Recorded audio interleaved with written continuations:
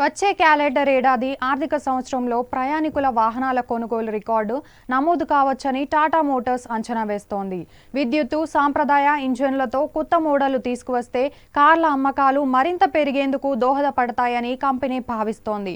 త్వరలో Harrier, punch మోడళ్లలో విద్యుత్ వెర్షన్లతో పాటు సరికొత్త ఎస్యూవీ కర్వ్ను మార్కెట్లోకి విడుదల చేసేందుకు టాటా మోటార్స్ సన్నాహాలు చేస్తోంది.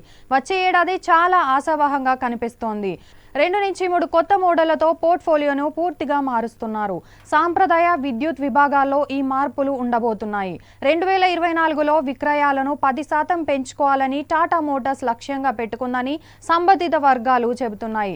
వాహన విభాగంలో కంపెనీ అమ్మకాలు 5% వృద్ధితో 5,50,000కు చేరుకోవచ్చని టాటా మోటార్స్ అంచనా వేస్తోంది.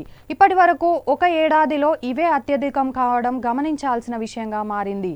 2026కు 10 విద్యుత్ వాహన మోడళ్లను తీసుకొచ్చే పనిలో ఉన్నట్లు కంపెనీ యాజమాన్యం వెల్లడిస్తోంది. గత 2 ఏళ్లలో అమ్మకాలు పెంచుకునేందుకు పోటీ సంస్థలు కొత్త మోడళ్లను విడుదల చేయగా, టాటా మోటార్స్ మాత్రం సిఎన్జి ఎలక్ట్రిక్ ప్రత్యేక ఎడిషన్ మోడళ్లపైనే ఆధారపడింది.